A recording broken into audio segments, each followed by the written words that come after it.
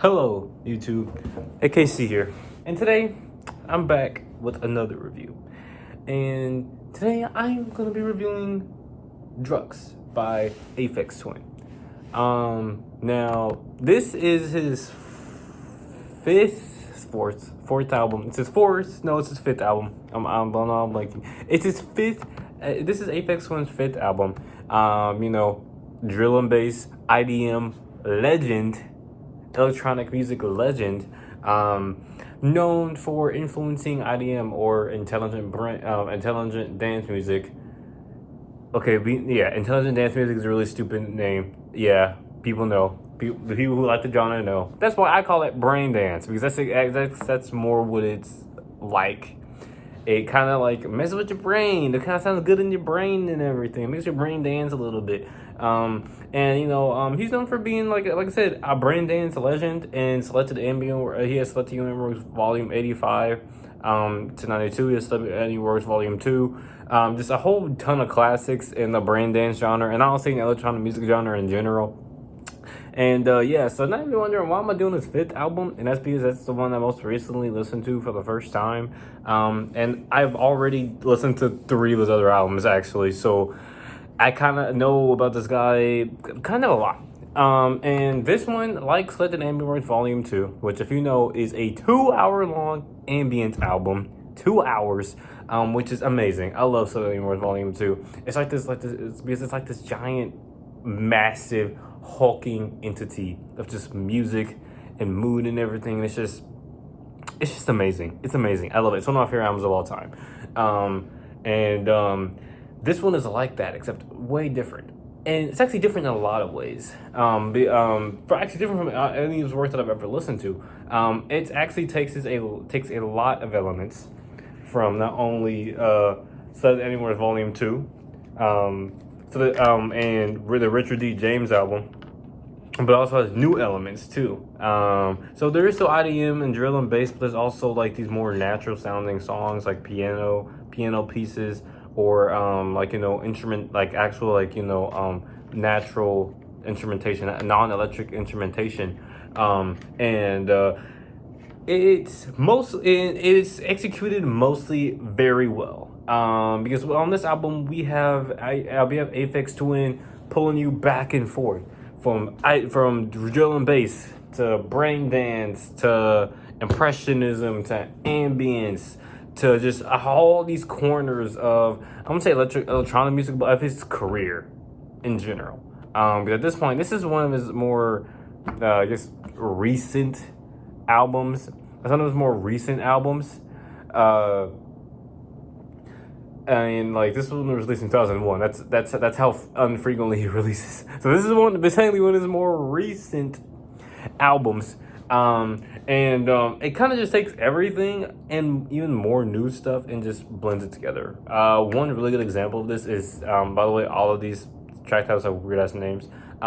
Is Jynwythek, which is the opener, and it's kind of like amazing, and it kind of like exemplifies all the natural sounding tracks on here. You have like these very pretty sounds. I don't know what the instrument is, but these very just pretty sound, like kind of sounds like some type of keys or chords.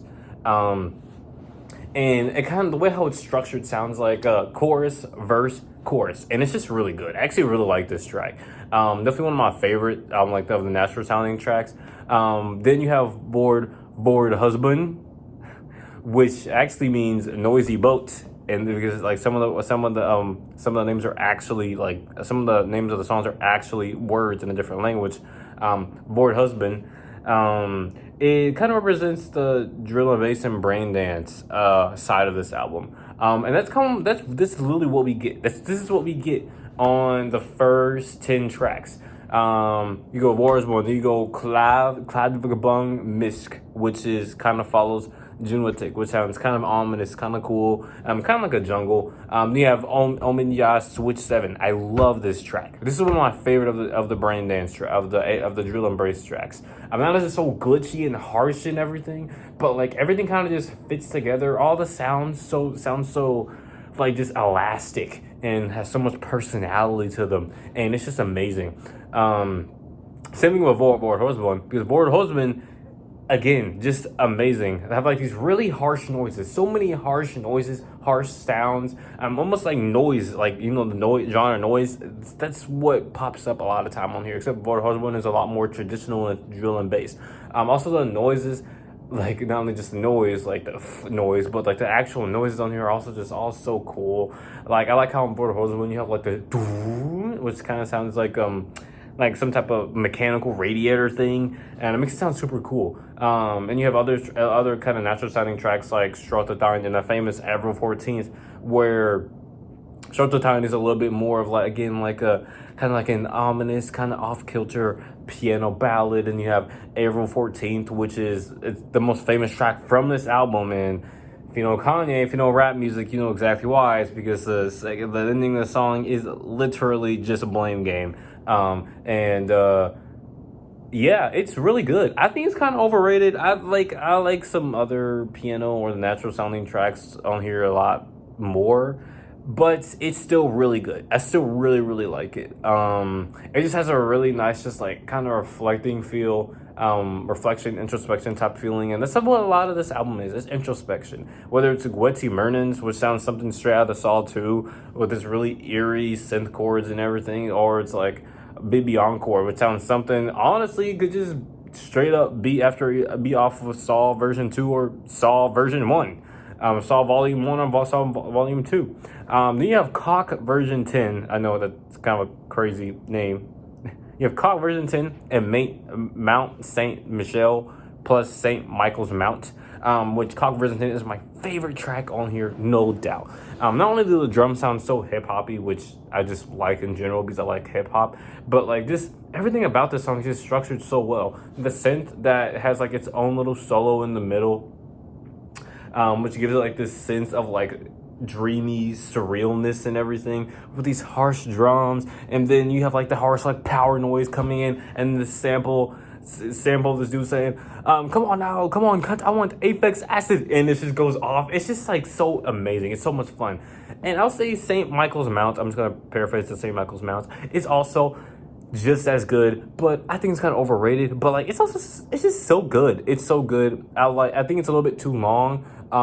But the samples, the way how it's so you can tell between Mount Saint Michel and Saint Michael's Mount is also really cool. I also really love the introduction of like the beginning of like the church bells and like the choral like voices on Saint Michael's Mount, kind of like bridging them together and like kind of referencing the St. Michael's Mountain in there. It's really cool. Those first 10 tracks, if those first 10 tracks, it would have already been a 10. It already been one of my favorite like albums ever. Actually, it would have been a 10, but it's not. Actually, it's 30 tracks. So I'm gonna go over kind of just my favorite ones and some of the ones I don't like, and just general thoughts from now on. So Orban Tricks 4. That's just a trip hop song. I like how it's just hip hop. It's a pretty good one too. I won't say it's like amazing or anything, but I do love the tribute, and it actually is very reminiscent of trip hop and hip hop. And it's really good. I also say hi, Scullyas live Adhagrow, and Kesson Dalek is one of my it's like my favorite two track hit, because Adhagrow is very pretty. It sounds like a fairy tale. I love how this sounds. It sounds like a fairy tale. It sounds like I'm literally in a different dimension. And Kesson Dalek sounds like it has like this off kilter ominous piano, but it sounds so introspective. It's just really sad. But like I can say I've definitely had this just stuck on my head, and a lot of these tracks can get stuck in your head. This album is so crazy and eclectic and crazy, but like a lot of it can get stuck in your head, like Kesson Dalek. 54 is Cymru Beats is also just another good Braindance drill and bass track. And Btoum-Roumada, which I think is one of the more underrated cuts off here, it's like this very, very good ambient piece. This has like this a really cool acoustic feel, acoustic sound to it. Just amazing. And you have the song Lorna Derek and QKThr, and the reason why I kind of grouped those together is I was talking to my friend about this that I feel like that they kind of do group together, because after saying, hey, happy birthday to you and everything on Lorna Derek, his parents, QKThr kind of just sounds like, I don't know, like a love letter to his parents, honestly, and it's just really sweet in my opinion. Then we have Meltphace 6, and oh my goodness, where do I even start with this song? This song sounds straight up like an atmospheric drum and bass track, which you didn't know, this is actually one of my favorite genres, like, ever. It sounds like an atmospheric drum and bass track, and it's chaotic, but it's not as chaotic as some of the other tracks. It feels like it goes by like nothing, and I like how it's layered. Like, it's layered, like, okay, I like how it's sequenced, because like the way how it's sequenced is like, okay, very like, okay, aggressive drum and bass, but then like this very just serene sounds and synths near the middle, and it like really just brings it all together. I also say that Bit 4 and Prep Gwarek 3B are also pretty good. I like Bit 4, although it's only 25 seconds. I like the really cool little sound that it is. And Prep Gwarek 3B, it's just really weird, and I really like it. I just really like the acoustic sound to it. Taking Control is also really good. Also, it samples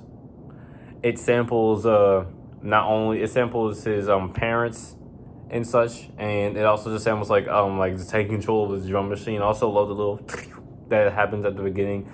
It's just very chaotic and fun. Petiatil 6 Htdui is also really cool. Ruglen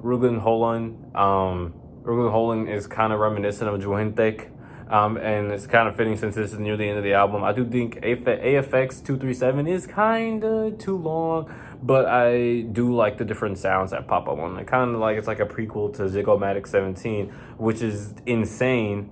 And I think it's a better 8-minute track than St. Michael's Mounts. Because like, I don't know, the way how it progresses is just so satisfying when you finally hear it. Like, I don't know, just the way it progresses, you can tell there's like a story to it. And then Nanu 2 is also just a really sweet piano ballad. It kind of makes you reflect on like the whole album and everything. And it's like overall, like, yeah, no, the good tracks on here are just insane. Now some of the tracks I don't really like that much. I think Gwarek 2, while is a very interesting idea, can kind of drag. Beshku 3 Pinum, it kind of didn't need to be there. I would prefer to win the Ziggomatic just straight to Nanu 2.